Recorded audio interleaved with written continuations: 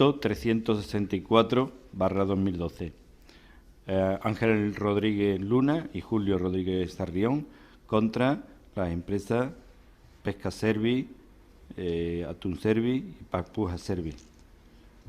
Se abre la sesión. Tiene la palabra la secretaria. Las empresas demandadas son representadas por... Pedro Alberto Barea Gallardo representa a Parpuja Servi, Sociedad Limitada, y Atún Servi, Sociedad Limitada. Ana Laura López de la Parma representa a Pesca Servi, Sociedad Anónima. Los trabajadores están asistidos por los abogados. Alejandro Romero de los Santos, Ángel Luis Rodríguez Luna. Alejandro Pavón Díaz, a Julio Rodríguez Sarrión. ¿Por parte de la empresa existe posibilidad de ofrecer una indemnización superior a la ya ofrecida en la carta de despido? No, de ninguna forma, no es posible. Todo lo más podrían ofrecer 22 días por año de servicio.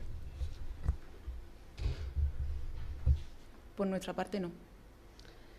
¿Tiene alguna propuesta que formular para la conciliación? ¿Aceptaría, por ejemplo, 25 días por año? No, de ninguna forma. Se levanta acta, intento de conciliación sin avenencia.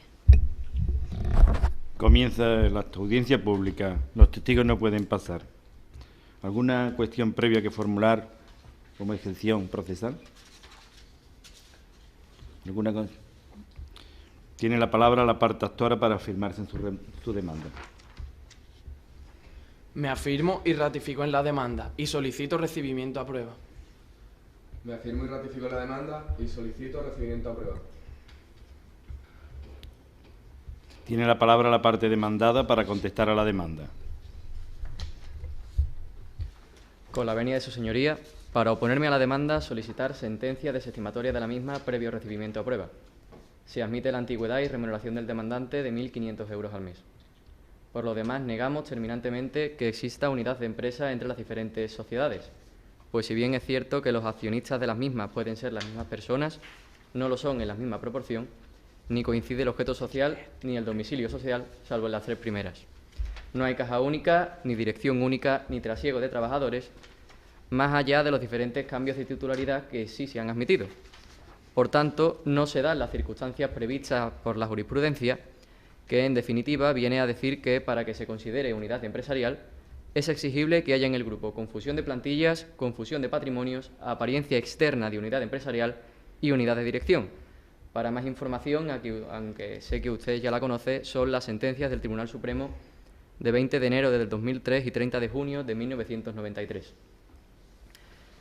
Respecto de la alegación en la demanda de que realmente no se pone a disposición del trabajador la indemnización condicionada a la firma del finiquito, debo decir que, si bien es cierto que la jurisprudencia establece que el condicionar la entrega de la indemnización a la firma de un recibo de finiquito no equivale a la puesta a disposición, aquí realmente no se ha condicionado la entrega a la firma de un recibo de finiquito que, como todos sabemos, hace constar que el trabajador se considera saldado y finiquitado y que no tiene nada por lo que reclamar.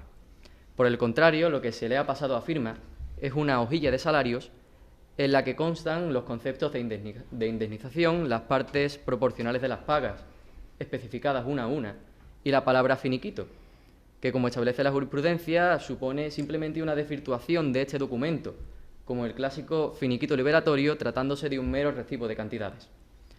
Respecto de la causa del despido, debo señalar que, de acuerdo con el artículo 51 del Estatuto de los Trabajadores, con la dicción dada por la reforma operada en este año 2012, se entienden que concurren causas económicas cuando de los resultados de la empresa se desprenda una situación económica negativa, en casos tales como la existencia de pérdidas actuales o previstas o la disminución persistente en su volumen de ingresos o ventas, entendiéndose que, en todo caso, habrá disminución persistente si se produce durante 3 trimestres consecutivos, que es lo que precisamente ha ocurrido en el caso que nos ocupa. Tiene la palabra la representante de la empresa Pesca Servi, Sociedad Limitada. Con la venia de su señoría, alegó falta de excepción de legitimación pasiva, puesto que la sociedad representada por el letrado que me precedió y mis representados no hay ningún tipo de relación, no hay coincidencia ni de objeto social ni de domicilio social.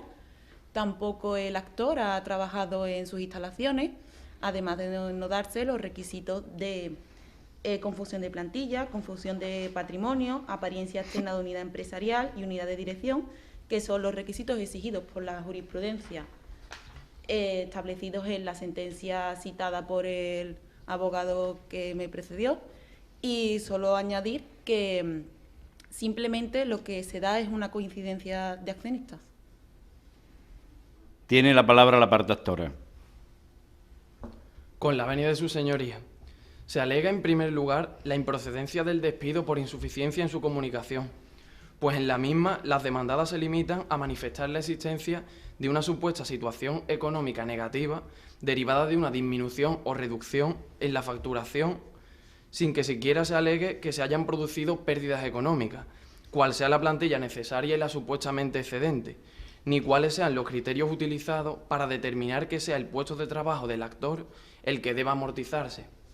Por ende, advirtiéndose la existencia de un grupo de empresas, toda la doctrina judicial, el Tribunal Supremo en su sentencia de 23 de enero del año 2007, el Tribunal Superior de Justicia de Madrid en su sentencia de 5 de febrero de 1998 y 4 de noviembre de 1999, el Tribunal Superior de Justicia de Extremadura en su sentencia de 28 de mayo de 1998 y el de Asturias en su sentencia de 26 de abril del año 2002, viene afirmando que, con independencia de la responsabilidad que pueda atribuirse a cada una de las empresas integrantes del grupo, ha de tenerse en cuenta la situación de todas ellas en su conjunto y no solo la de la que proceda a despedir al trabajador, adoleciendo en este caso la comunicación extintiva de cualquier dato sobre la situación global de las empresas demandadas, lo que nos produce indefensión. En segundo lugar, se alega la nulidad del despido por cuanto las demandadas no han puesto a disposición del actor la indemnización legal procedente de modo simultáneo a la entrega de la comunicación extintiva, como tampoco los salarios del preaviso legal incumplido, pues se hizo al actor una oferta conjunta de aceptación de la indemnización junto con la liquidación salarial oportuna y salarios del preaviso legal omitido, siendo la sentencia del Tribunal Supremo de 3 de septiembre de 1998 que la inclusión de la liquidación en la oferta empresarial introduce un elemento distorsionador, por lo que, teniendo en cuenta que la puesta a disposición legal no tiene carácter transaccional, impide considerar cumplidas las exigencias legales garantistas contenidas en el artículo 53 del Estatuto de los Trabajadores, pues la oferta conjunta de las indemnizaciones por despido y de la liquidación solo es admisible si la oferta relacionada con la liquidación se hiciera con separación suficiente como para admitir que se trata de dos ofertas diferentes, de posible aceptación, negociación o rechazo, independiente, por no hallarse mutuamente condicionadas, lo que no ocurre cuando la oferta se hace incluyendo sin distinción todos los conceptos, como ha sostenido el Tribunal Superior de Justicia de Cataluña en su sentencia de 22 de marzo del año 2001.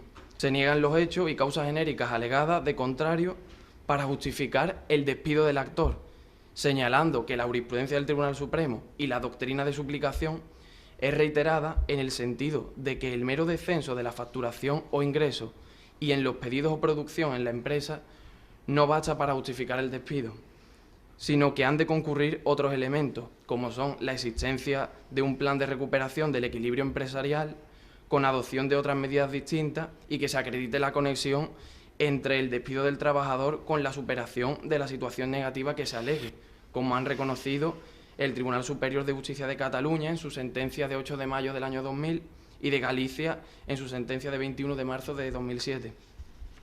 Es cierto que tras la reforma laboral del año 2012, el apartado C del artículo 52 del Estatuto de los Trabajadores amplía las posibilidades de la empresa para amortizar puestos de trabajo por causa organizativa o productiva.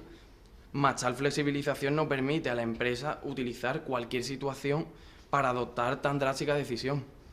La única causa alegada de contrario es el descenso paulatino en la facturación y pedidos en los 3 trimestres, mas contrariamente no se ofrece una explicación objetiva suficiente del incremento del coste de la plantilla experimentado al mismo tiempo que dicho descenso en la facturación, pese a la disminución paulatina de la plantilla que se alega por las demandadas. Tiene la palabra el letrado del segundo actor.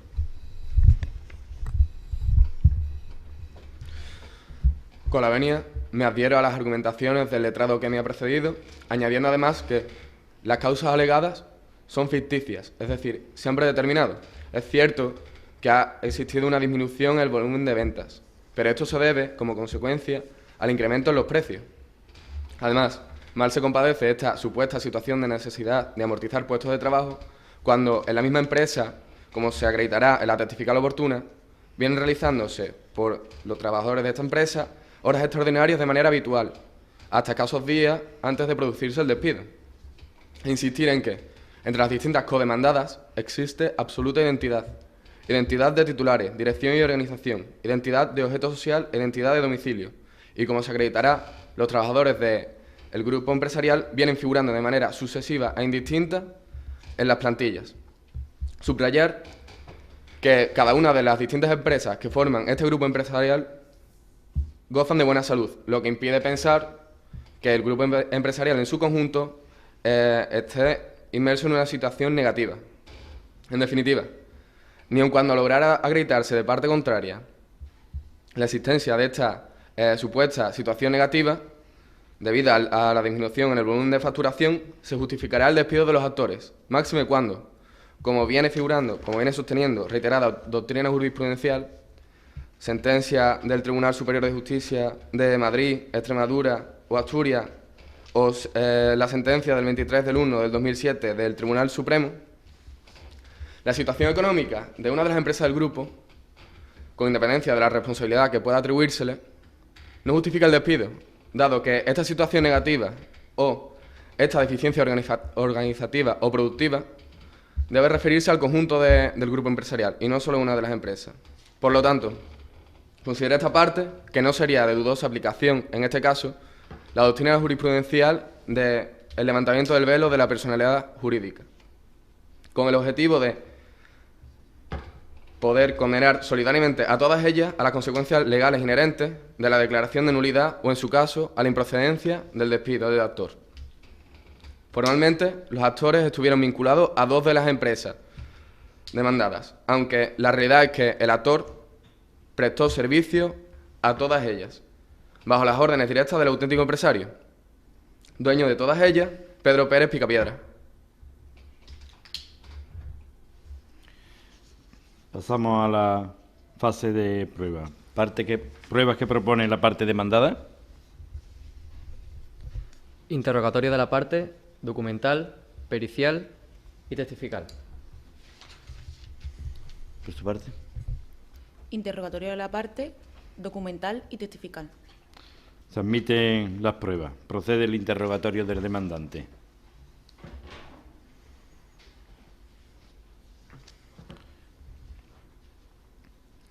A continuación se le harán una serie de preguntas.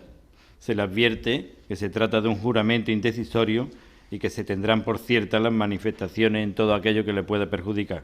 Con esa advertencia responda a las preguntas que le formulará la representación de la empresa demandada. Diga si es cierto si cuando se le entrega la carta de despido se pone a su disposición un cheque con el importe de la indemnización. Cierto, pero no se me quiere entregar salvo que firme un finiquito. Se refiere a la hojilla de salarios donde se incluyen las partes proporcionales a las pagas especificadas una a una y la indemnización. Cierto, pero ponía al principio de la hoja la palabra finiquito. Pero incluía una declaración del tipo me considero saldado y finiquitado y sin tener nada que reclamar. Ya he contestado esa pregunta, por favor. ¿Alguna otra? No. Ninguna más. Prueba documental. Hojas de salarios del trabajador e informe pericial. Con la venia. Protesto. El informe pericial no es prueba documental. Además, se impugnan los documentos que no sean ratificados por los firmantes en este acto. Efectivamente, la consideraremos prueba pericial sujeta a la correspondiente ratificación por el perito. Prueba pericial. ¿El perito se llama? Carmen Cruz Escubero. ¿Jura o promete decir la verdad? Sí, juro. ¿Tiene usted amistad o enemistad con alguna de las partes? ¿Tiene interés en este pleito? No. ¿Se afirma y ratifica en su informe? ¿Es esta su firma? Acérquese. Sí. ¿Tiene el letrado que formular alguna pregunta? Sí. Como resumen de su informe, ¿es cierto que durante 3 trimestres la empresa Atunservice Sociedad Limitada ha disminuido sus ventas y que de la situación de la empresa se deduce que de no adoptar medidas de recorte de plantilla es razonablemente previsible que se produzcan fuertes pérdidas? Sí, es cierto. Ninguna pregunta más. ¿Desea el letrado formular alguna pregunta? Diga si no es más cierto que no se puede asegurar que vaya a haber pérdida. Tras la ruptura del acuerdo de pesca con Marruecos, no es previsible que mejore el sector de la pesca del que depende esta empresa. ¿Otra pregunta? Diga si ha estudiado la situación económica de todo el grupo empresarial. No, no se me ha encomendado. ¿No es más cierto que el descenso de las ventas se ha producido por haberse incrementado el precio de las mercaderías? Puede ser, pero el incremento se debe a que aumentó el precio de las materias primas. Puede retirarse. ¿Su nombre es? Antonio Álvarez Carvajal. ¿Jura o promete decir la verdad? Sí, prometo. ¿Tiene usted amistad o enemistad con alguna de las partes? No. ¿Tiene usted interés en este pleito? No. ¿Trabaja usted para la empresa demandada? Sí. Se le advierte que está usted bajo juramento y que el delito de perjurio constituye un delito. Con esa advertencia, conteste usted las preguntas que le formulará el letrado. ¿No es cierto que usted desempeña el cargo de jefe de personal en una de las 3 empresas? Sí, de Parpuja Servi SL. Muy bien. Queda entonces claro que para las diferentes sociedades son diferentes jefes de personal, ¿no? Sí, son diferentes. Mi compañero Manuel Navarro pertenece a Pesca Servi, mi compañero Gonzalo Domínguez pertenece a Atunservi y yo a Parpuja Servi. Muy bien. Respecto al contrato de la señora Noelia, ¿qué tipo de contrato tenía en la empresa de Parpuja? Tenía un periodo de prueba porque cubría una baja de una de nuestras trabajadoras. ¿Y por qué no lo cumplió? Porque se ausentó durante 2 semanas del trabajo y aparte no cumplía con nuestras expectativas empresariales. Muy bien. Entonces se podría decir que realmente lo que se hizo fue rescindir ese periodo de prueba, el contrato en el periodo de pruebas, porque no cumplía con las expectativas. Sí. Muy bien. Ninguna pregunta más que formular. ¿Tiene alguna pregunta? Bueno, por tu parte, ¿tiene alguna pregunta? No, señoría. ¿Alguna pregunta que reformular? Ninguna. Ninguna. Puede retirarse.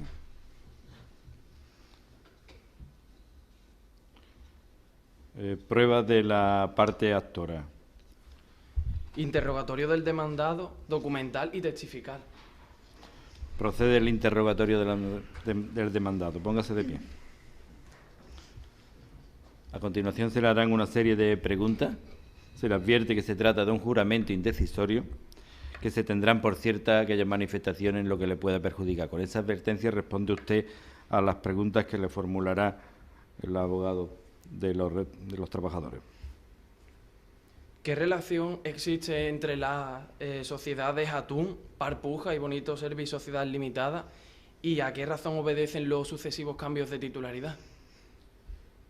Pues, en primer lugar, es una estrategia para no concentrar los riesgos en la empresa. Además de esto, nos permite, nos da la posibilidad de formular 3 ofertas en temas de concurso de suministro ante la administración pública. ¿Alguna pregunta más? Sí. ¿Alguna pregunta más? Con la venia. En realidad es una única empresa con elementos patrimoniales comunes, dirección unitaria y confusión de plantillas. No. ¿Una pregunta más? No. Puede retirarse. ¿Documental? Sí. Hojas de salario y cartas de despido. ¿Alguna observación? Por mi parte no. Testificar. ¿Su testigo se llama? Doña Noelia Arjona Hernández. Noelia Arjona Hernández.